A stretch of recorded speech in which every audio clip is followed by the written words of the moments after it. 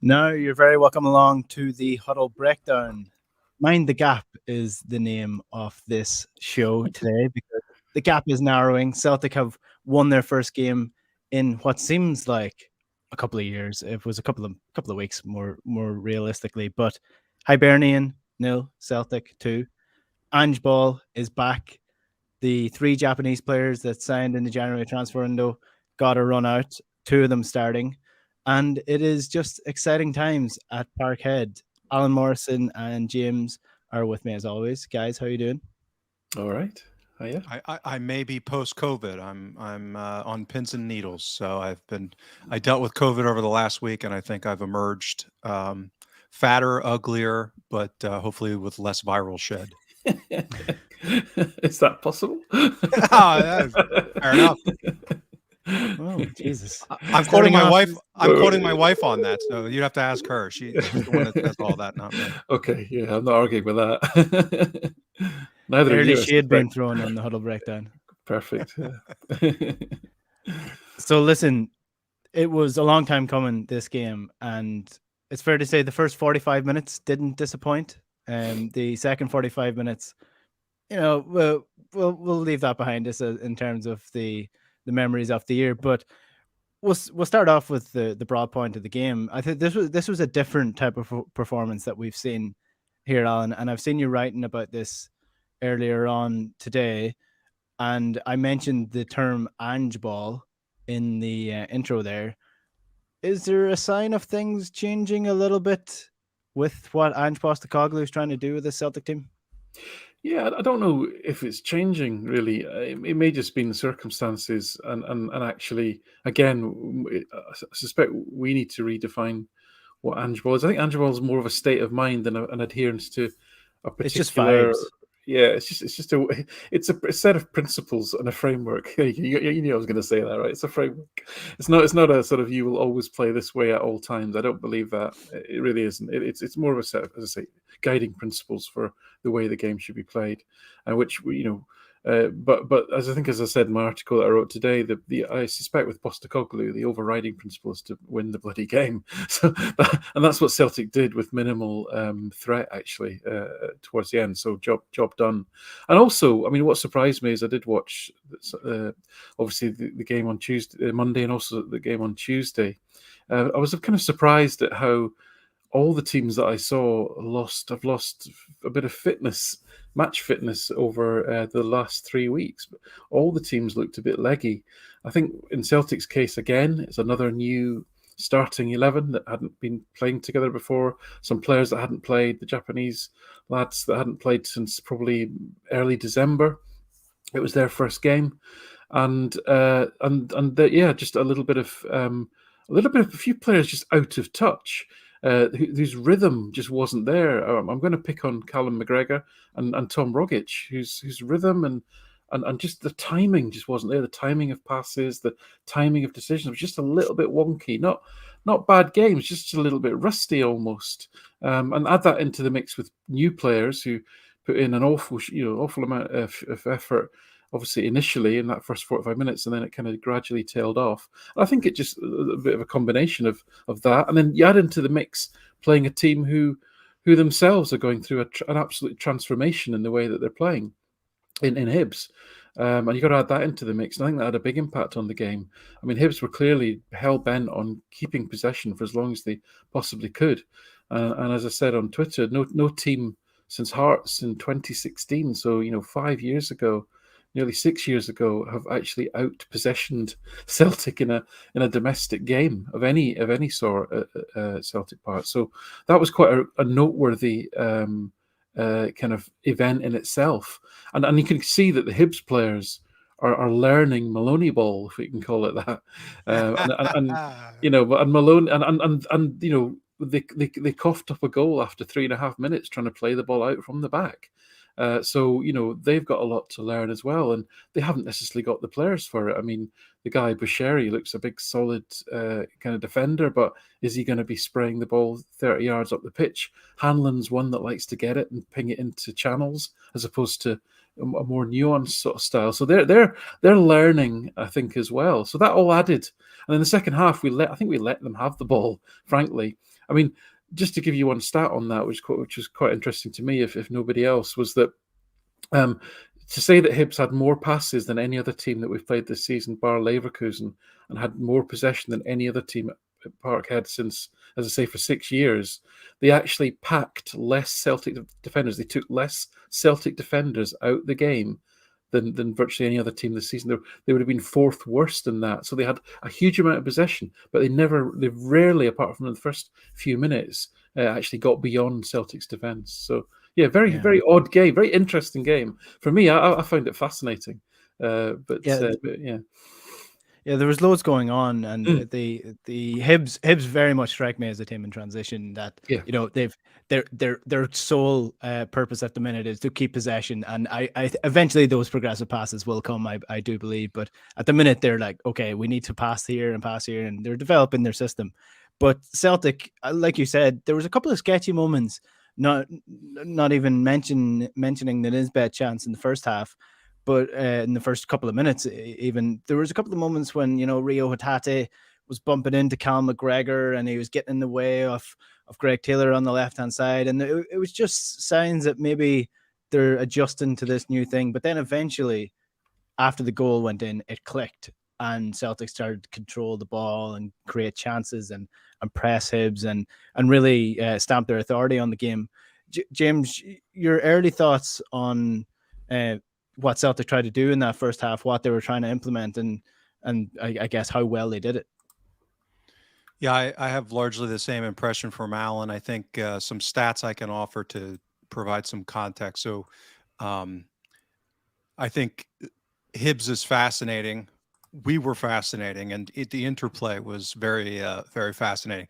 So Hibs, if you look at their OBV, which is the stats bomb metric I've been talking about frequently since I got access to it a couple of months ago, is so its components are passing, defensive actions, dribbles and carries, shooting, so shot, and then goalkeeping. So, and then you add those up and it comprises the overall team OBV. So basically what it does is it tries to model and measure every single action, and whether it helps your team score a goal or hurts your team score chances of scoring a goal. And then the opposite, this is where it offers a little bit better probably metrics for defending, is okay, how do you balance out something where you make a good defensive play versus when you screw up and you actually increase the odds of the opponent scoring, right? So that's kind of the framework here. So there's been 2 opponents this season that have had a negative OBV against Celtic in the game. The first was St. Mirren when we beat them 6-0 and they had an early sending off. And then Hibs. And not only was Hibs OBV negative, they were negative in 4 of the 5 components. The only one that they had a marginal positive was goalkeeper. Okay. So that to me screams of a team that is doing something new and was not very good at it. Combined with, and then the reason why I say that may be a seminal part of the game is, so Celtic did try to do a lot of things different, and Alan posted, and Maeda was an expected revelation, shall we say, with his pressing. We talked about it, we kind of all expected this. It's always fun to watch it. But as a team, Celtic had 142 pressures. Okay. For the season average, including that game, is 105. Okay. Counter pressures were about the same. So 28 versus a season average of 28.38. The issue was that regains. So how many times do the pressure actions actually result in getting the ball back? Okay. 23 regains versus an average of 21.33. So a marginal uptick, but nowhere near proportionally to the increase in actual pressures. That's a lot of effort, isn't it, for not much gain? Exactly. And counter pressures were actually only 1 versus 3.05 season-wide average. So I would say a lot of what we were trying to do, to Alan's point, you've got different cogs in the machine now. Not a lot of time to get settled. You had Forrest on the left. You know, I don't think we've ever mistaken him for a force relative to pressing. So this is what we've talked about, the Jenga analogy and the idea of the system and how the pieces fit together. And I think you had more pieces playing Ange ball, but it was very kind of lumpy, and it allowed a lot of space that a better team, or a team that wasn't playing a new system poorly may have capitalized on more. You know, you had a lot of those kind of reversal balls into space where it just took out, as Alan said, their packing scores weren't great. And I think a lot of that had to do with just they weren't very good at it. It's not that there weren't opportunities, there wasn't space. It's just, you know, they weren't up for the challenge at this point in their migration. And maybe maybe it's a mistake what Maloney's doing. I mean, I don't know. I don't know Hibs well enough. You know, do they have the players to be playing that type of style of play? Certainly against Celtic, you could question the sanity of that.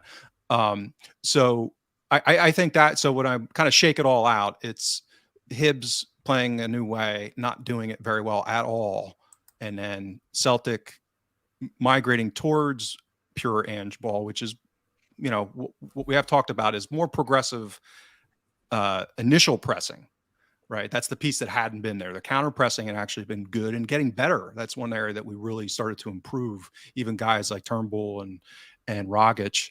And you know, so we definitely went more in that direction. It's just, it didn't really work that well. Outside of the goal. Yeah. I mean, the goal was more of a counter pressure, I think, that Maeda's early goal. So obviously it only takes 1 for a goal, but so that's kind of how I think about it and balance out the two parts of, and that's why it was fascinating to see all this kind of get put into a box and shake it up and see what the hell would happen. And actually, sorry, just jump in. Sorry, and actually, the second goal was the result of an early, very quite aggressive vertical pass from Taylor.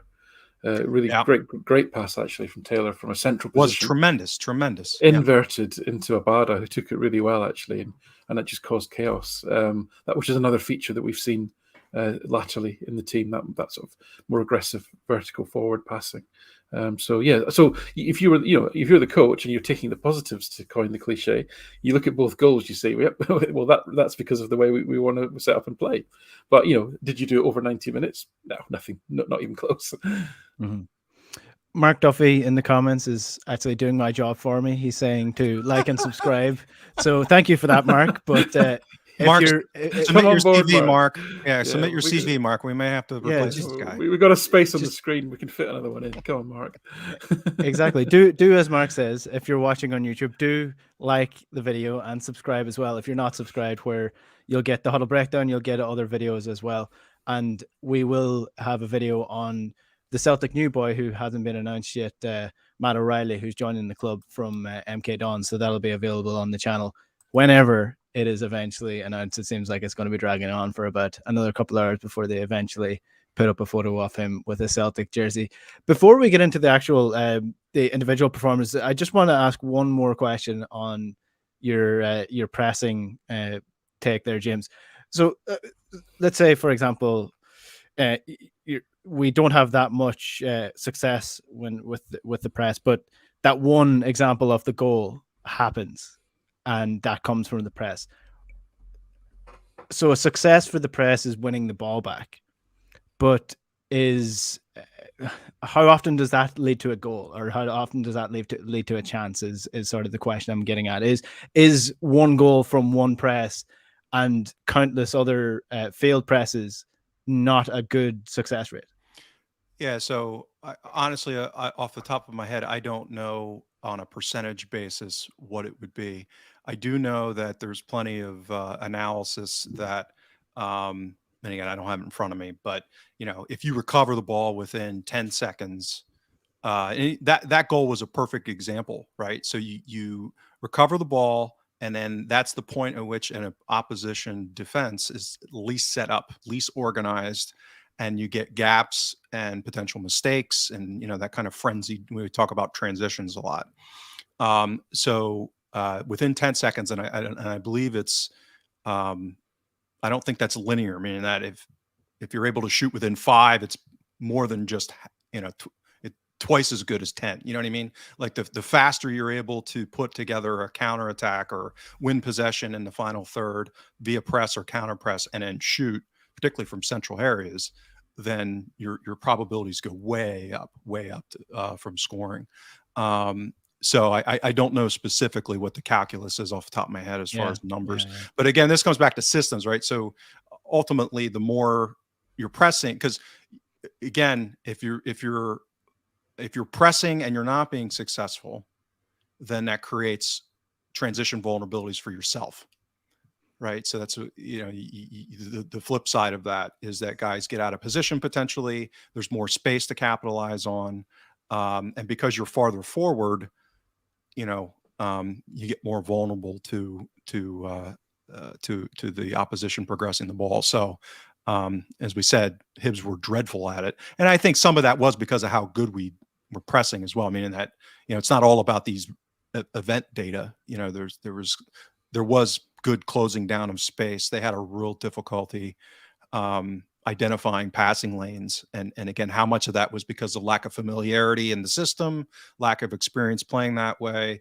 lack of skill set fitting with the players compared to what we were imposing on them. That's impossible to kind of decompose, but it's all probably part of the mix. It's just a question of what the relative weighting would be.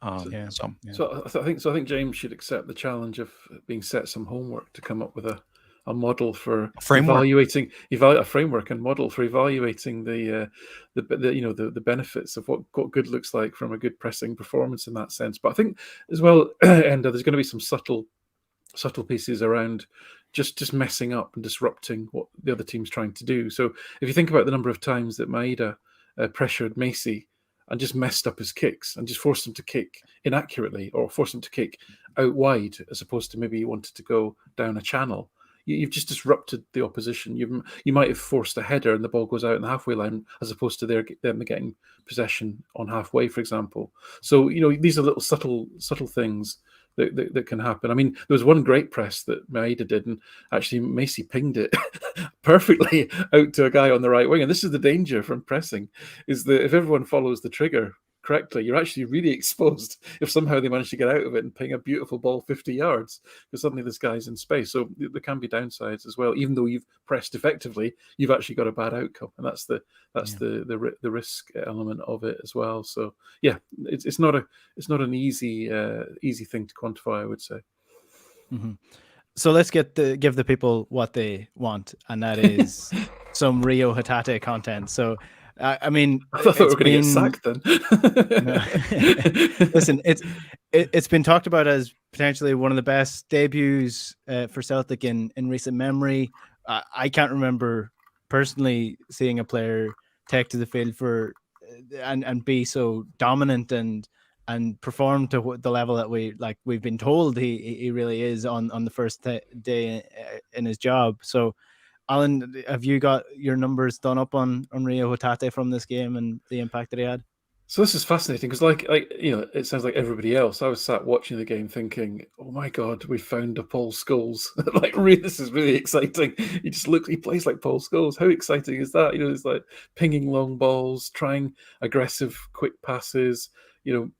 Driving into space, his ability to find space, both with a run and a pass, and his positioning, his challenges, he was in there, he was all over the place, all over the pitch.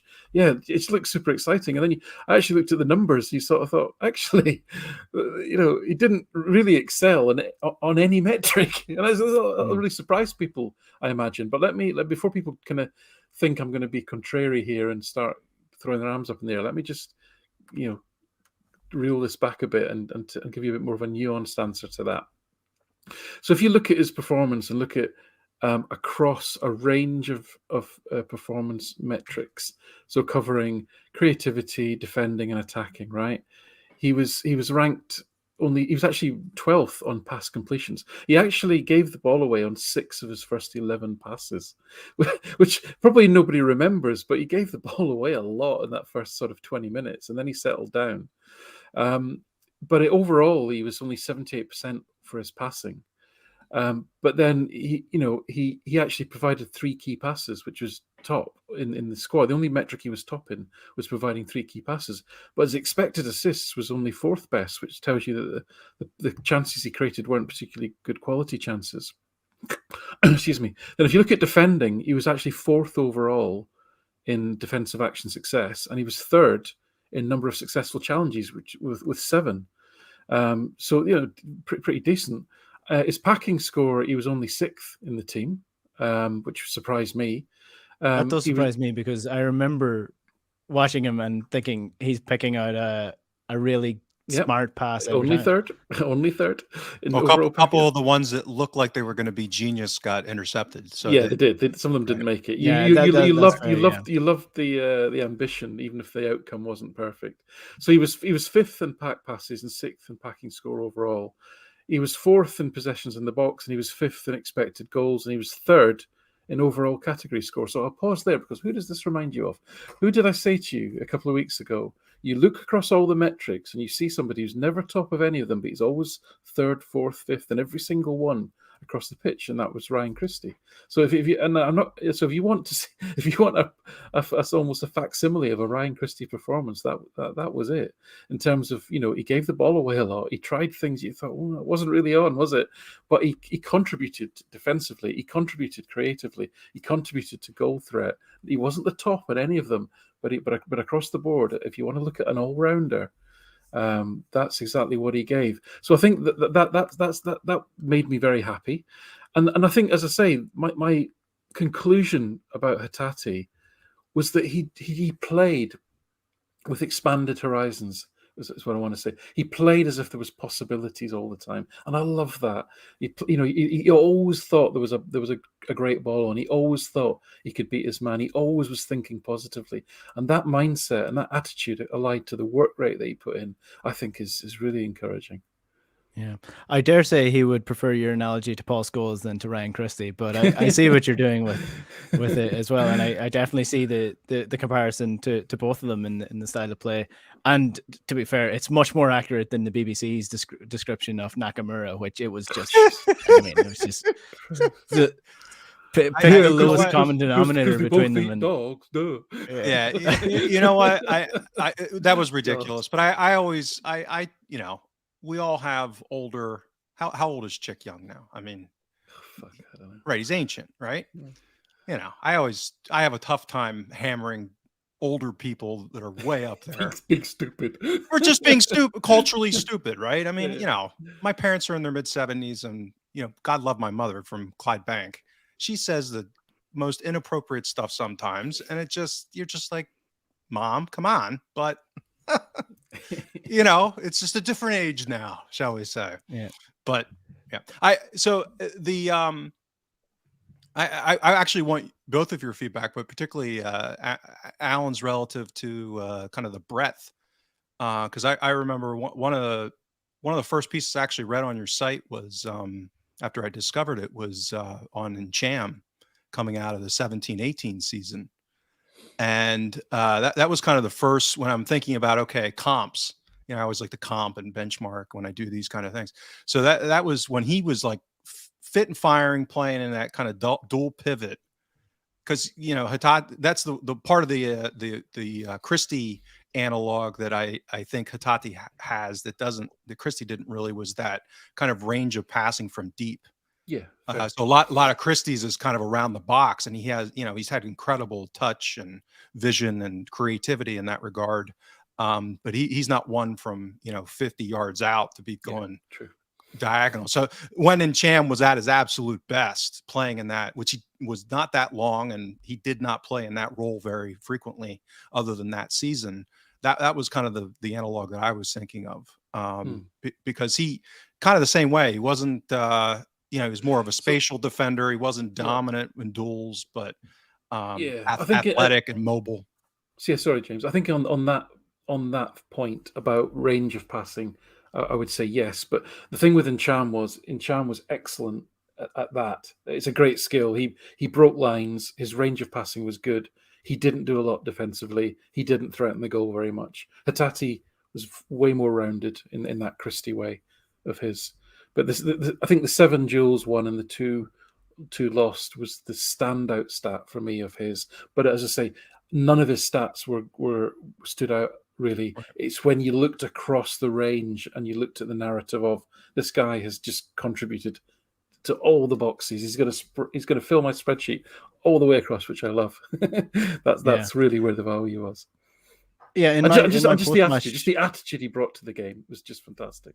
Yeah. In my post-match analysis, I know FOTMob data isn't exactly the most scientific, but I was quite surprised to see he had only 29 completed passes by the end of the show, by the end of the game. But I guess a better way of looking at it as well is when you look at the heat map that's been published in the meantime, where he literally was everywhere on the pitch at some point in the game. He was an all-action midfielder throughout the game.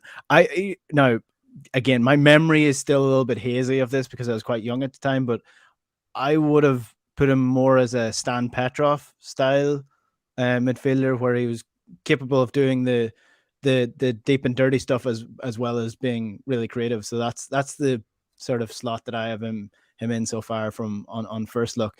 And another player who got his debut for Celtic was Daizen Maeda, who started up front, got his first goal as well after 3.5 minutes. James, I know you've been looking at some new pressing data for Maeda and things of that ilk. I guess that's what we're looking at with Maeda, potentially as the speedster up front who's going to press the hell out of the opposition. Yeah, just relentless speed and motor. When you combine those two, and that intensity and that desire to just keep doing it. So, yeah, I mean, I haven't, basically just have access to SPFL and then Europa League and then early Champions League metrics for this season with StatsBomb. So I haven't done a full study as far as, 40 combined pressures and counter pressures. Intuitively, that just sounds like an insane number based off of the other numbers that I've seen, particularly in a team that's, not with 30% possession. You know what I mean? It's not. It's not like we were completely dominated from a possession perspective, where we would spend most of the game defending and trying to put pressure on. So yeah, it's a different animal, even more so than Kyogo. And I think Alan posted on that in his post today to put that into perspective. So, yeah, I mean, it's exciting to think about when and if they're able to play together, what that might look like as far as defending from the front, as we've talked about before.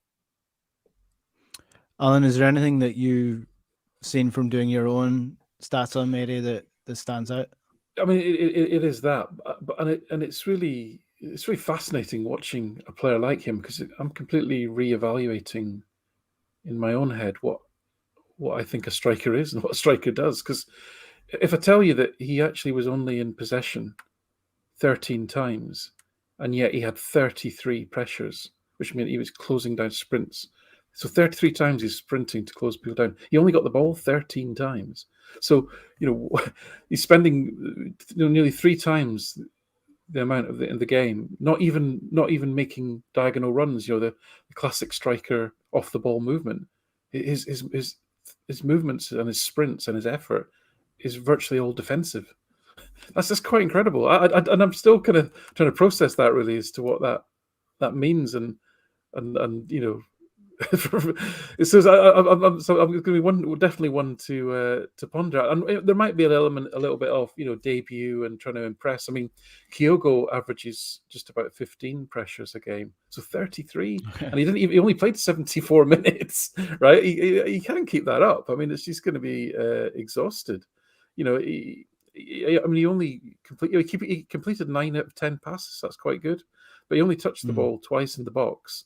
and one pack pass. I mean, this is like economy, like economy on speed. This really, in terms of the amount of what he's contributing on the ball to the team, is the absolute minimum, and yet he's adding value in other ways. So if you spoke to like a Gary Lineker or an Ian Rush, if I'm picking these players you probably don't even remember, Enda, but older people will know, sort of great strikers from the sort of British game from years gone by. They just, I mean, Ian Rush actually was very good at pressing before it was called pressing, but or even like Scotland fans will remember, Joe Jordan, or even players like Steve Archibald and people like that.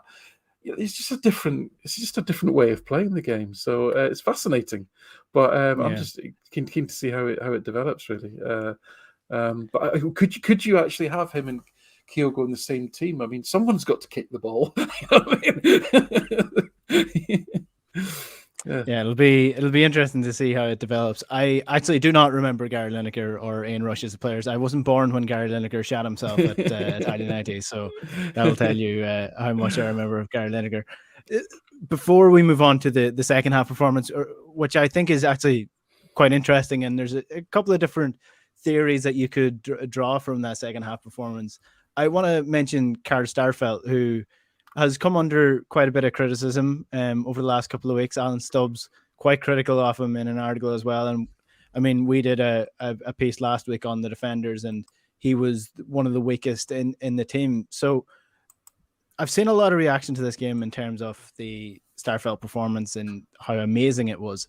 Now, for me, I'm not being facetious for the sake of being facetious here, but I thought he was grand. I thought he was fine. It was a good performance. He was confident at times. He got himself involved in quite a number of duels, and I think he won pretty much all of his duels. I could be wrong on that, but I mean, I didn't think he was an absolute, Rolls Royce of performance from Starfelt. So how did he come up in the numbers? Like what was his performance like? So I'll be the hitman, Alan. Since you share the name with Stubbs, I'll go first. So I have a piece that's going to come out. I don't know if it's tomorrow or early next week, but I've already done the work and written it and submitted it. But basically looking at the defensive line, so kind of the average defensive action distance from goal. There's a metric in StatBomb. And then also the average distance that passes are made. So you can think of that as, how far away from goal are each player when they do certain things on average. Averages are not perfect. There's distributions, blah, blah, blah, all the usual caveats. And what's interesting is Starfelt's level of defending OBV. It's, again, this metric that measures the value of each defensive action and then rolls it up into one number for the whole game, including times that he screws up, or, so good things, bad things, weight it all up and then go back. So if you look at his performances above the average for the season, so when he's been higher up the pitch on average, i.e. playing a high line, his OBV has been negative 6 out of 7 games. And it was negative marginally. It was barely negative. It was negative against Hibs. And I believe that was outside of a game like, St. Mirren, when we were just onslaughting a team that was packed in with a man down.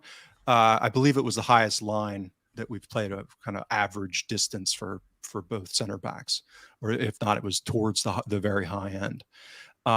So as has been kind of typical with him, I think he does a lot of things well, a lot of things in volume well, meaning that his duel rate was actually good. He won 15 of 21 duels overall.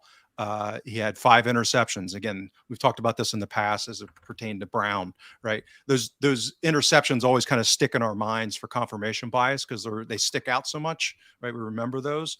But it's the other ones that we oftentimes don't remember. And that's where something like this OBV, I think, can really be helpful in measurement. So when you kind of weigh it all out, his defending performance was not great. It wasn't horrific. I mean, he's had much worse. Let's put it that way. He's had more glaring mistakes, like in the first Hearts game, which was probably his worst of the season.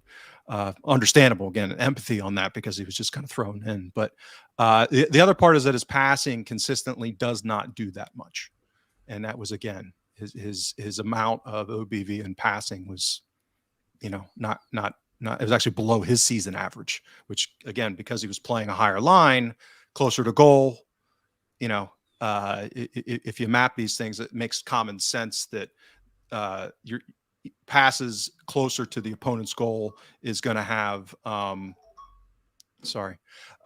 is going to have more of an impact relative to scoring chances of scoring because of distance, really. And even that for him doesn't really hold up. that relationships that you would expect. That's partly what I wrote in this article. So it wasn't a bad performance, wasn't a terrible performance. It was kind of a performance relative, statistically speaking. And he didn't have any major errors that led to anything significant, which, is probably, I would say, from an impression perspective, the people that want to root for him and that want the narrative that he's going to be good and fine. There was ample evidence to confirm that bias. And, for people that want to be negative on him, he gave the ball away once kind of ridiculously in the attacking half. And, maybe he didn't cover a runner as well as he could in one case. You know what I mean? There's always these things that you can pick out.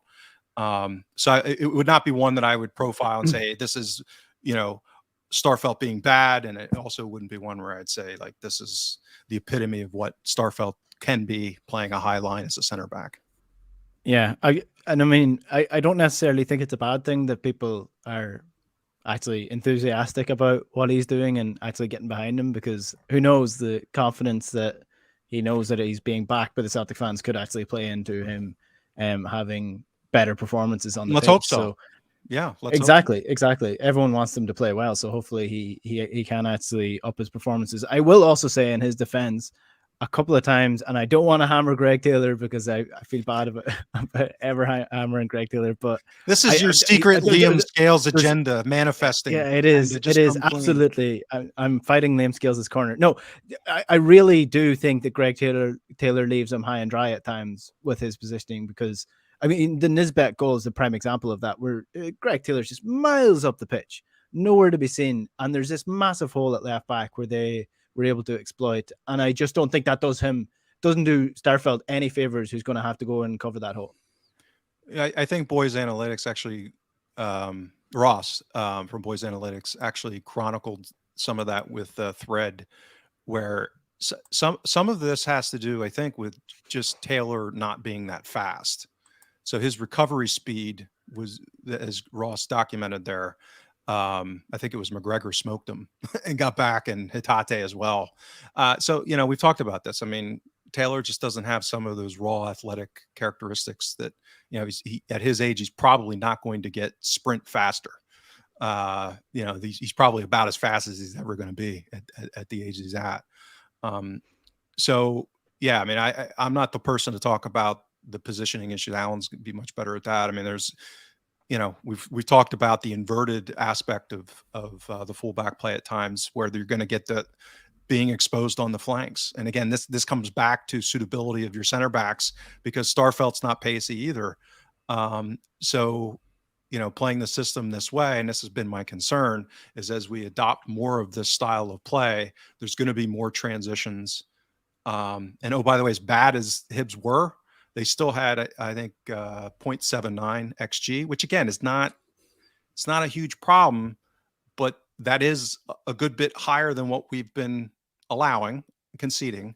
A good chunk of that was from open play, obviously, with that Nisbet attempt that he, normally you would expect somebody to score that. So, we're probably going to see more of this. That's my concern, given the pieces that we have to play in the puzzle. Yeah. Sean F is saying that Hatate could be an option at fullback, but wouldn't like to move him out of midfield.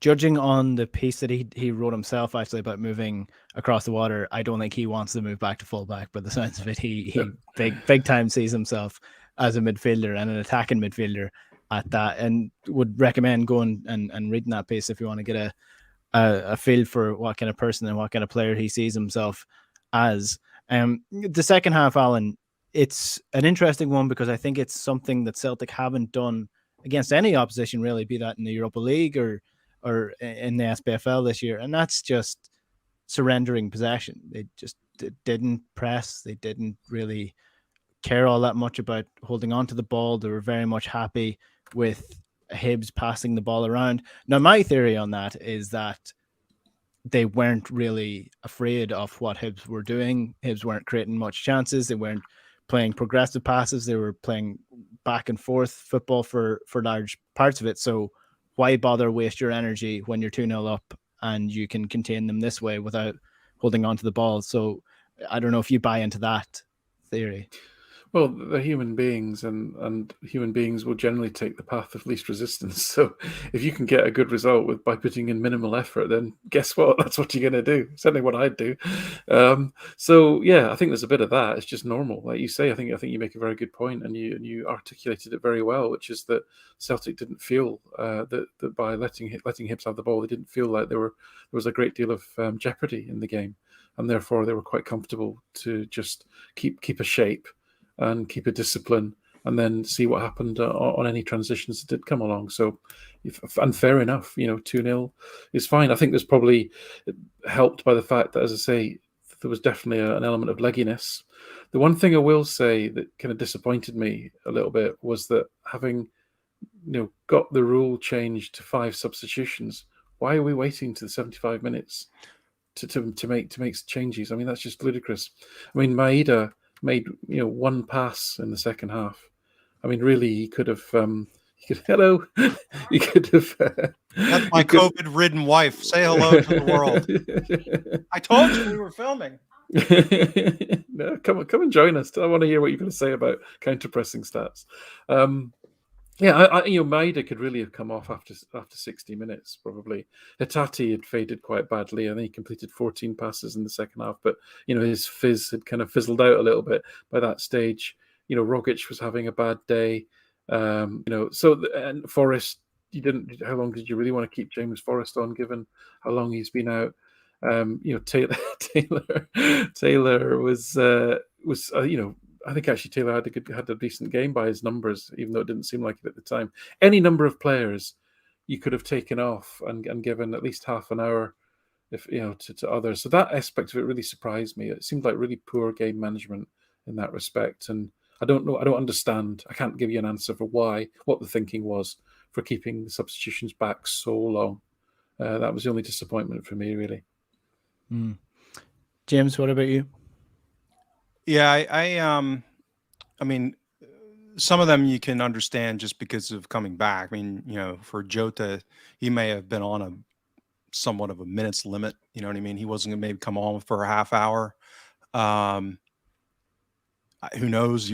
With Giakoumakis, again, I'm trying to play devil's advocate and be charitable. So maybe Giakoumakis's timeline of recovery, given how long he was out, limiting those minutes. I don't know. I mean, those would be the most reasonable, plausible things I can come up with. We didn't even use the 5 subs. Sorry, Jim, we didn't even use the 5 subs. So, right. Yeah. Strong bench. Right. That's why I said. I mean, I'm trying to be charitable. I don't know. I continue to. That's probably that continues to be my. The nexus of Ange's mentality towards fitness, injuries, and player utilization remains my biggest concern for the second half. Meaning that I think we now get a sense of what Maeda is going to do. The idea that he's going to do that twice a week, even for 65 minutes a game, and not have potential issues, either in decline in performance level potentially, or injury risk, that kind of thing. I mean, I cannot imagine a guy like that does not have higher hamstring injury risk with the amount of something I cannot relate to, which is fast twitch muscles in that regard. So yeah, I don't know. It seems to be. I don't know if it's a blind spot, what it might be, because to your point, I mean, we finally had the bench to do it. Maybe he saw what was going on with the fact that we were maybe not as comfortable, meaning that we were kind of comfortable, we weren't. You know what I mean? Like it was sort of on a knife's edge in some regard. I mean, I could see that logic anyway because of how much ball, of the ball that that Hibs was having. So again, I'm trying to come up with theories, even though it's an area that I continue to be concerned about. Yeah, it could just be the rhythm of the game as well. I mean, too many subs at one time can often upset the play and the sort of focus of certain players in the game. Just before we finish up, can I mention something again? Because of my COVID brain fog mind, it just sprung in, and I want to say it before I forget. Is there any was there any word on Bitton's availability? Because that was probably the most surprising. I hadn't heard anything or read anything about him with an injury or picked up a knock or anything. And I think the fact that he was not selected for the bench, I thought was pretty interesting relative to McCarthy, given who had played the bulk of the minutes up until this week. So again, I didn't know if anyone had heard anything, including commenters. Anyone watching, throw it in the comments. He's back in training today. Thank you, Sean F. There we go. Sean F with the answers. First, we have Mark Duffy doing my job. Now he's we've got Sean F also doing my job, because I probably should have known that coming into this podcast. But before we finish up, we'll get to some of these comments. Stephen is saying in the markets we shop for defenders, you're bound to end up with players who are prone to error. The fact that CCV isn't and has made such an impact is a reason to sign him more so than Jota. Well, it actually seems like the Jota deal might take a little bit longer than expected. Benfica apparently want to keep him now, but the signs of it, and the CCV for me is the guy as well that you're going to want to get nailed down to a contract before we get Jota over the line. Sean F, who is commenting away, says that Greg Taylor deserves more discussion than Starfelt. I think we will do a left back show at some point, but I mean, I've spoken about Liam Scales enough for most people on this podcast so far, so I'm not sure. We might wait until further down the line before we get to that. If you're watching on YouTube, do drop a comment before we finish up. We'll try to get to some more. A couple of games coming up now, very important games after obviously the Rangers draw against Aberdeen, thanks to Scott Brown in some way, shape or form. Terrific refereeing performance from Brown, I thought. Yes, excellent. We are a show that have never been critical of referees and never will be after that performance. Alan, I am dying with anticipation for the Yorkshire Whistles decomposition of that match, because I want to see how it all balances out, because it was a train wreck. It was a vintage Clancy train wreck. Yeah, but the whining is so out of kilter. Oh, I know. The reality of what actually happened. Right. That's the but thing. I did not see the beginning of the game. I dropped in a little bit late, and so I missed apparently there was a penalty potential incident in the first half that he didn't award, which would have. So and then I did see most of the rest of the disaster. So that's why I'm curious to see how it all shakes out. Yeah. I'm ruining Enda's kind of running time here, but just to say, I mean, that's obviously taken all of the airtime. But actually, what was the most important thing for me was that was a really bad performance. They looked really poor. They looked desperate. Yeah, Aberdeen battered them in the last couple of minutes. Aberdeen are horrible, by the way. But they should have scored. Yeah, but they still should have won. Yeah, easily. Yeah. They were. I mean, this is such a transit sort of weird angle that we're going for here. Transition into Aberdeen talk, but the Aberdeen manager was having a go at Jamie McGrath, the St. Mirren player, for not signing for him. I'm not sure if you've seen this. Essentially saying that Aberdeen's not for everybody. They can't take if they can't take the pressure. I was like, Aberdeen are what, mid-table in the SPFL right now, and watching them, they don't seem to be a team that there's much pressure for playing for at the minute. What's McGrath's nationality? He's Irish. The homerism again. I knew that answer. I asked it to set you up to just show that you're a total homer. Every guy that's Irish. Here we go again. Give me a break. He's the guy that's behind all these signings that Celtic are making. These kids from the Irish League. Yeah. I'm making things happen. That's what's going on. There you go. Anyway, that was Desmond's guy in Ireland. Yeah. Can I respond to Sean real quick, just because Go for it. he answered my question about Bitton. So Taylor's defensive action OBV was 0. Okay, which is not good for a defender, right? So that part of his performance was not great, but to Alan's point, his passing was top notch. I mean, that the amount of value that he brought with his passing, including that we resulted in the penalty, but it wasn't just that. I mean, it was a lot of the game was put his overall performance number very, very high as a result. So again, you get lumpy type of performances, so again, if you're a pro Taylor guy, you're going to point to the passing. If you're an anti-Taylor guy, you're going to say, well, he didn't do that well defensively. Ultimately, probably both right. It's a question of how it all kind of shakes out. So I'm sorry, Alan, go ahead. No, I was going to say it was just the weirdest game, right? Taylor, I thought I noticed when I was watching the game live, I noticed the sort of a couple of times he was out of position, and then when he dived in and created that dangerous moment in the second half, and then missed Cadden, he actually by miles had the highest packing score of any player. Yeah. He was the only one over 100, 124, right? Rogic, who I thought had an awful game and just screwed up over and over and over again, had the highest expected scoring contribution of any player. It was just a weird game. It really was weird. Yep. Yeah. Come on, we'll move on. Sorry. I actually do have training of my own at 7:00. So we'll rally through this last bit. Cup game this weekend against a lower level opposition. What are you doing if you're Ange Postecoglou? Are you making wholesale changes in this game, getting Julian some game time potentially, Giakoumakis maybe giving him a start, seeing what's happening, or are you a manager that's going for momentum? I think you rotate responsibly.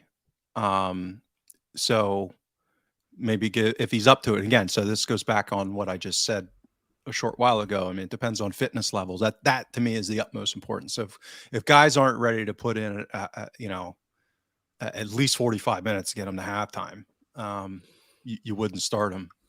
So depending on whether Julian's up for that, I mean, you would think, given the situation, I mean, I don't know. This is an away game, right? I mean, I have no idea what their pitch is, or if it's small, or what the dimensions are, that kind of thing. But you would think for a center back, it's not going to be that taxing of a game. So maybe that comes into it. But I think reasonably rotate. Maybe get Ideguchi in for a start. That kind of thing over maybe first Scottish Cup game, so maybe they don't want to bench the captain, but that kind of thing where you give guys a break, because we need to rotate. We're gonna have to rotate. So what better time than the present to start that that habit, and doing it in a smart way to get guys rest. Yeah. So the Indo Drill Stadium, it's actually it's actually a pretty short pitch, but it's pretty wide. It's not 75 yards, it's same as Celtic Park. It's an artificial pitch, right? So okay. I don't think we'll be risking people who potentially, like Julian. I just don't see that he'll be playing in that game. That makes sense then. Yeah. I think to me it's not an overall. I think it's looking across the squad and saying who needs minutes, and this is a suitable game for them to get minutes versus who needs a bit of momentum. So, for example, Taylor and Forrest might be good candidates to start again. Hatate and Maeda might be good candidates to start again, but only give them 60 minutes type of thing. Whereas some players who need game time maybe. So why would you play McGregor over Ideguchi, right? That to me wouldn't make any sense, right? That'd be an obvious change to make. You'd be careful with Jota again because of artificial pitch. So I think you need to look through the squad and make a bit of an individual decision based on what's the state of the pitch, who needs minutes, who can we start and then take off, etc. It's going to be a bit of a horses for courses, isn't that? I would imagine. The one I'd like to see, I think. I'd like to see Mikey Johnston, just because he looks like a guy, again, Mr. Analytics here. He looks like a guy who could use some confidence. So, maybe give him a game against a lower league team and hope that he has a good game and maybe scores a goal would be nice, and kind of boost that confidence, because he should be, miles above the opposition as far as level. So I'd like to see him get at least meaningful time if he doesn't start. Yeah, I mean they're 8th out of 10 in League One, right? So my Right. hometown team, Falkirk, who are horrible this season, are even above them. So they're not going to be a great side. No. So hopefully we will see some minutes for players who haven't got minutes, and hopefully they'll be coming out of this game in time for Tynecastle fit and ready for what is an absolutely crucial game for Celtic, because that gap is narrowing. James, Alan, thanks very much. Thank you. Thank you. All right, my thanks to the people who are commenting on the YouTube channel. If you want to get us on podcasts, it's on Spotify and iTunes. And if you want to follow us on YouTube, it's Breakdown Inc. Subscribe to the channel below and like the video so more people can see them. We will have a Matt O'Reilly video on the channel as well tomorrow if and when that signing is announced. So keep an eye out for that, and hopefully we will see a Celtic win this weekend as well. Thanks for watching, folks. We'll chat to you later. Good luck.